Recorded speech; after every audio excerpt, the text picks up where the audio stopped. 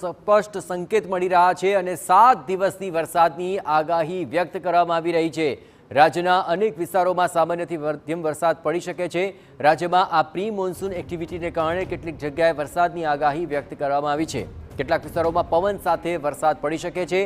5 જૂનથી 11 જૂન સુધી રાજ્યમાં વરસાદી માહોલ રહી શકે છે। આપણે જણાવીએ કે 5 જૂને વલસાડ, નવસારી, ડાંગ, તાપી, દાહોદ, દમણ, દાદરાનગર હવેલીમાં વરસાદની શક્યતા વ્યક્ત કરવામાં આવી છે। 6 જૂનની વાત કરવામાં આવે તો દાહોદ, છોટાઉદેપુર, તાપી, ડાંગ અને વલસાડ તેમજ નવસારીમાં વરસાદની શક્યતા વ્યક્ત કરવામાં આવી છે અને તેને જ લઈને 7મી જૂને જે સ્પષ્ટ સંકેતો મળી રહ્યા છે તે અનુસાર દાહોદ, છોટાઉદેપુર, વલસાડ, તાપી અને નર્મદામાં વરસાદની શક્યતા વ્યક્ત કરવામાં આવી છે। ઉપરાંત 8મી જૂને ગીર સોમનાથ, અમરેલી, ભાવનગર આ તમામ સૌરાષ્ટ્રના વિસ્તારો તેમજ આણંદ અને પંચમહાલમાં પણ વરસાદની શક્યતા વ્યક્ત કરવામાં આવી છે। દાહોદ, નર્મદા, તાપી, ડાંગ, નવસારી અને વલસાડમાં પણ વરસાદની શક્યતા છે। 9 જૂનથી 11 જૂને રાજ્યના વિવિધ જિલ્લાઓની અંદર વરસાદની શક્યતાઓ વ્યક્ત કરવામાં આવી છે। એટલે કે આગામી 7 દિવસ સુધી આ તમામ વરસાદી માહોલ જામી જશે તેવી સ્પષ્ટ સંકેત હવામાન વિભાગ તરફથી મળી રહ્યા છે।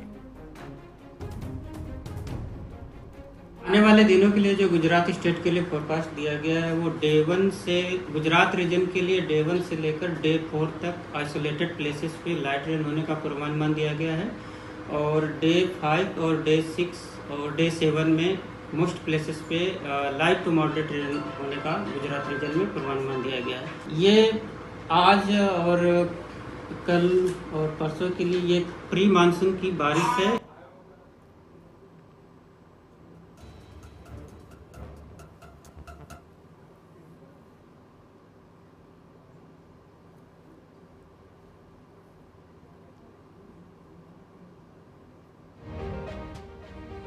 તો હવામાનને લઈને આ મહત્વપૂર્ણ સંકેત છે એટલે કે આગામી 7 દિવસ સુધી વરસાદી માહોલ ધીમે ધીમે જામી જશે। પરંતુ કયા કયા વિસ્તારોની અંદર વરસાદ પડશે, ક્યાં પવન ફૂંકાશે અને સાથોસાથ ક્યાં વરસાદી માહોલને કારણે સતર્ક રહેવાની જરૂર છે તે તમામ બાબતો આપણે જણાવું તો આખરે આજે ક્યાં ક્યાં આગાહી છે તો વલસાડ, નવસારી, ડાંગ અને તાપી આ તમામ એવા વિસ્તારો છે કે જ્યાં આખરે વરસાદ વરસી શકે છે। ઉપરાંત આ તમામ વિસ્તારોની આસપાસના વિસ્તારોની અંદર પણ વરસાદી માહોલ જોવા મળી શકે છે।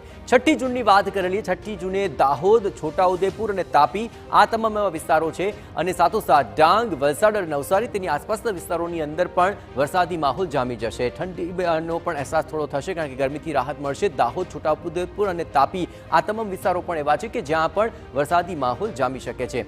આ ઉપરાંત આ વિસ્તારોની અંદર જે કાળઝાળ ગરમી પડી રહી છે એ કાળઝાળ ગરમીમાંથી રાહત મળી શકે છે। અહીં હવામાન વિભાગે સ્પષ્ટપણે શક્યતાઓ વ્યક્ત કરી છે કે જ્યાં અમુક વિસ્તારોની અંદર તો પવન સાથે પણ વરસાદી ઝાપટા પડી શકે છે। અન્ય વિસ્તારોની પણ જો વાત કરવામાં આવે તો 7મી જૂને અહીં દાહોદ, તાપી, નર્મદા, છોટાઉદેપુર અને વલસાડ આ તમામ વિસ્તારોની અંદર 7મી જૂને વરસાદી ઝાપટા પડી શકે છે।